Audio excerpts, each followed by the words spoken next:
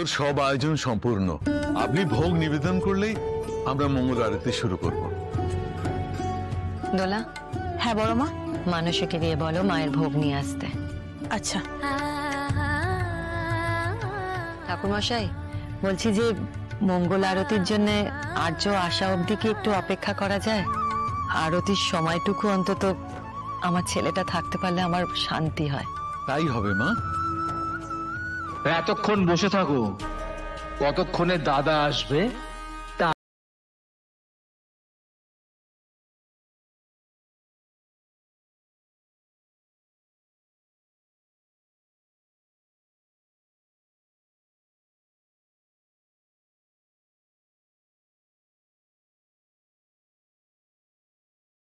এটা পবিত্র। মানে গোমূত্র পবিত্র?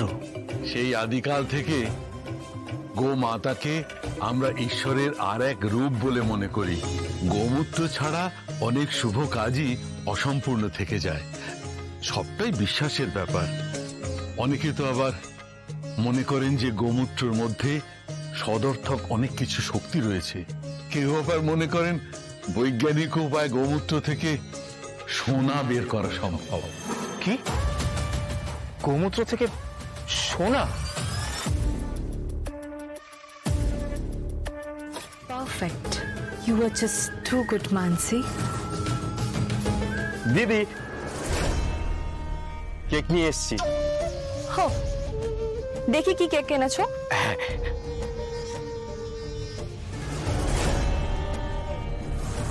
এই কেকটা আমি আনতে বলেছিলাম?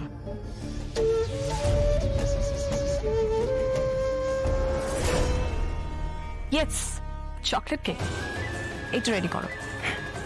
দিদি ভাই, তোমাকে কতবার বলেছি না দোলা, আমার ঘরে ঢোকার আগে নক করবে? কথাটা কি তোমার মাথায় ঢোকে না? যাও, বেরো এখান থেকে, আউট। বড় মা আপনাকে ডেকে পাঠালেন, দরজা তো খোলাই ছিল। আর হবে না দিদি ভাই। এই দিদি ভাইটা আবার কি? বহুবার তো তোমাকে আমি এটাও বলেছি যে আমার নাম ধরে রাখবে। কি বলে রাখবে? মানসী, মানসী দিদি ভাই। মানসী? মানসি। ইটস মানসি। কি বলে রাখবে? মানসি দিদি ভাই। নো দিদি ভাই।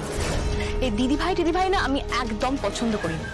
মানসি নামটার মধ্যে একটা ব্যাপার আছে, একটা স্টাইল আছে।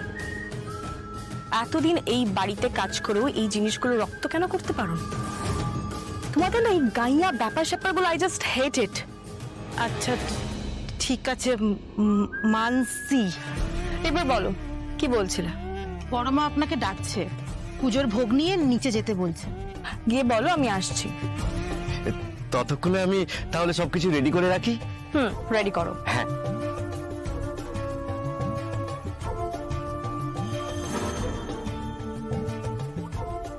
মানসি আবার মানুষই, ওনাকে না শেখানো কেন না? আর তাছাড়া তুমি কিন্তু সিংহ রায় পরিবারের ছোট বৌমা, তাই তোমারও দায়িত্ব এই পরিবারের ঐতিহ্যের খেয়াল রাখা।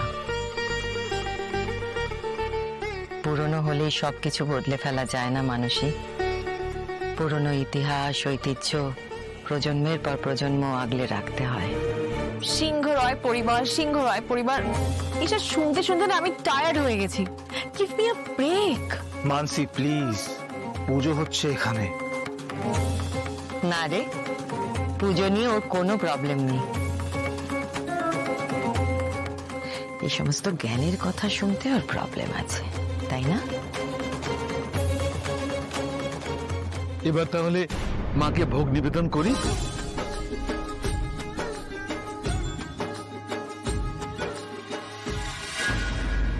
এ কি?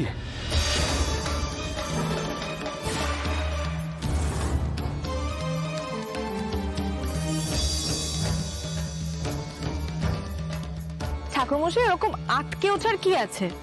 এমন করছেন মনে হলো যেন আপনি সাপ খুব দেখেছেন। কেক আছে, চকলেট কেক। মানসী, তুমি মায়ের ভোগে কেক নিয়ে এসেছো? আপনি না আমাকে মানসী বলে ডাকবেন না, মানসি। আর কেকটা কিন্তু মা, এটা মাকে নিবেদন করা যাবে না। কে বলেছে কেক প্রসাদ হতে পারে না? মানে কোথাও লেখা আছে বলতে পারবেন? লেখা নেই, কিন্তু এতে তো ডিম থাকে। ডিম ছাড়াও কেক হয় ঠাকুরমশাই, এটা পিওর ভেজ, নো এগস। আপনি নিশ্চিন্তে দিয়ে দিতে পারেন। পুজোর প্রসাদে কেউ কেক দেয় না, দেওয়াও যাবে না। আর আমাদের পুজোয় নৈবেদ্য দেওয়া হয়, তার সঙ্গে ফল আর মিষ্টি। এটাই আমাদের রীতি, এটাই আমাদের নিয়ম। আচ্ছা মা, এত রীতি নিয়ম মেনে যার জন্য পুজোটা দেওয়া হচ্ছে, যজ্ঞ করা হচ্ছে, সে কোথায় বলবেন? সে তো আসেনি। আমি কিন্তু কাউকে কষ্ট দিয়ে কিছু বলতে চাইছি না, এই কথাগুলো আমি দাদার সামনেও বলতে পারি। আই ডোন্ট হ্যাভ এনি কষ্ট ইন স্পষ্ট কথা। ব্যাস, অনেক কিছু বলে ফেলেছো তুমি, আর একটা কথাও বলবে না। আর্যর নামে আমি আর একটা কথাও কিন্তু শুনতে চাই না। আর্য এই সিংহরায় বাড়ির মালিক,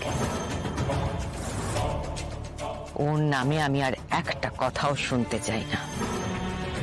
মানসিক পুজো হচ্ছে, কি দরকার এরকম কমপ্লিকেশনস বাড়ানোর? প্লিজ।